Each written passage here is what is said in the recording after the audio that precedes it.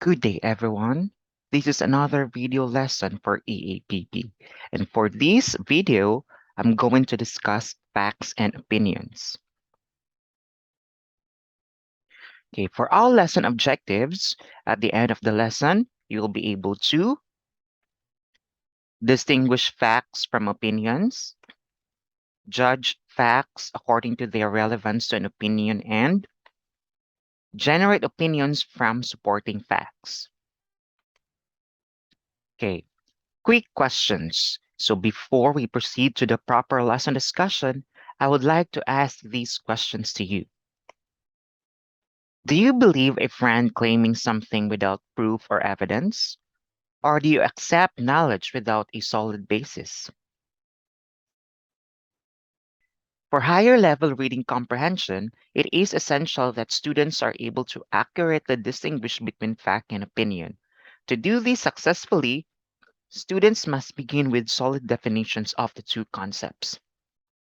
One of the applications of critical thinking is the ability to distinguish fact and opinion in arguments or discussions. In the age of information technology, we information consumers are absorbing and dealing with a lot of information. And it is our responsibility to scrutinize the information that we are consuming, whether they are truthful or personal views of the source. It is essential to know the difference between fact and opinion because opinions can be notoriously biased and sometimes facts are being distorted. That's why it's very important that we should know how to verify so that we are well informed of the things around us, such as current issues, pressing issues in the society, etc.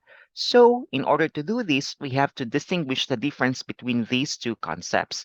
We have to know the respective definitions of fact and opinion.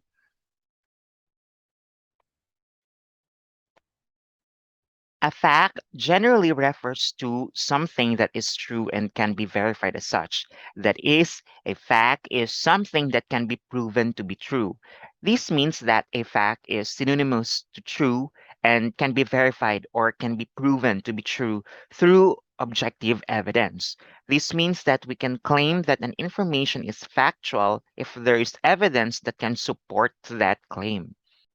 And when we say opinion, it refers to a personal belief. It relates to how someone feels about something. Others may agree or disagree with an opinion, but they cannot prove or disprove it. This is what defines it as opinion. An opinion is a personal perspective, belief, or position about something. It can be driven by our experiences, emotions, biases, and personal matters. It can be proven or rejected. We may agree or disagree to it. It can be right or wrong depending on the logic or substance of the idea in an opinion. The ability to distinguish between fact and opinion helps students develop their critical and analytical skills in both their reading and their listening. Fact and opinion are often woven together in texts and speeches. It is therefore imperative that students are able to unravel the threads of what is true and what is mere belief if they are to successfully navigate the deluge of media and they will encounter in their lifetimes. As what I've mentioned earlier, the ability of determining fact and opinion is related to critical thinking. Facts and opinions can be used together to form arguments. An opinion can be logical and accepted or approved to some degree or context if there is substantial evidence or fact to support that opinion. But depending on how people present their claims or arguments, we should analyze and be critical of the information we are consuming or being presented to us.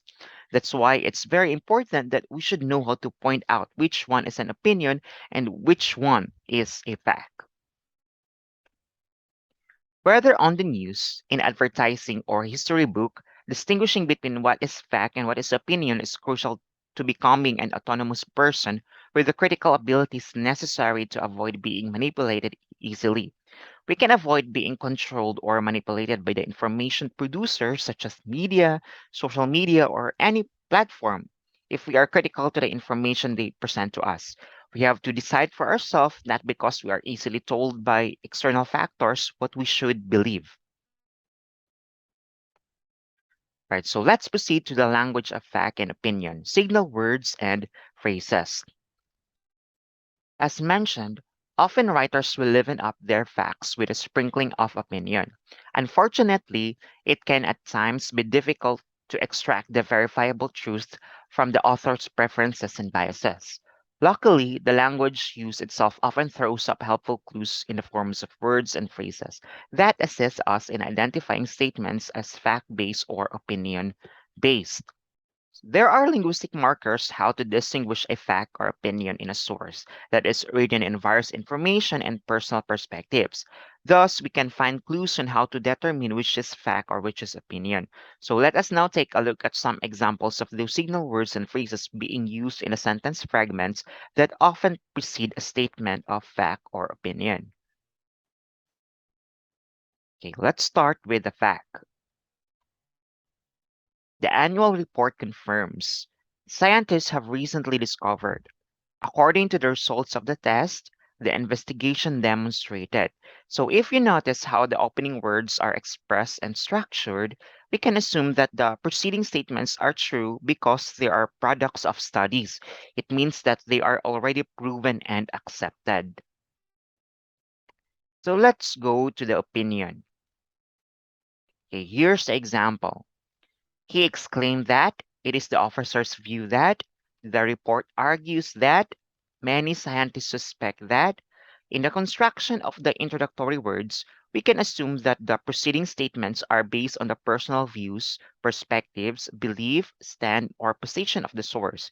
It means that they are not proven yet. They can be challenged or rejected because they are just opinions. As we can see from the examples, the language used to introduce a statement can be helpful in indicating whether it is being framed as a fact or an opinion. It is important for students to understand too that things are not always as they appear to be. At times, writers, whether consciously or not, will frame opinion as fact and vice versa. This is why it is important that students develop a clear understanding of what constitutes fact and opinion and are afforded ample opportunities to practice distinguishing between the two. The framing of the information can sometimes be tricky because writers can present facts as opinions or opinions as facts. That's why we really have to apply critical thinking in reading or listening to information. We really have to practice prudence in dealing such various information. And let's now proceed to context. So what is context? Context is the circumstances surrounding an event, statement, or idea, and in terms of which it can be fully understood. Facts and opinions must be placed in context to draw conclusions from. Context is the related situation where we can place information and make sense of it. We can fully explain or understand an information if there is a context attached to it. This can be an event, social setting, people involved in a situation, and other related events. We can contextualize that information in order to deliver or understand it properly. For example, a young boy who tells his mother, I ate a truckload of sweets at a party last night, needs to be placed in the context of his age and audience.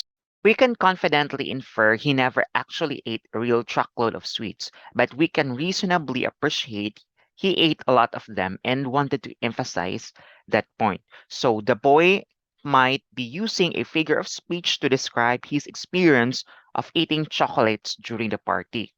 His mother might ask a clarifying question to turn that opinion into a hard fact. To verify the claims of someone, we have to do probing. We have to ask further questions to dig deeper to the situation.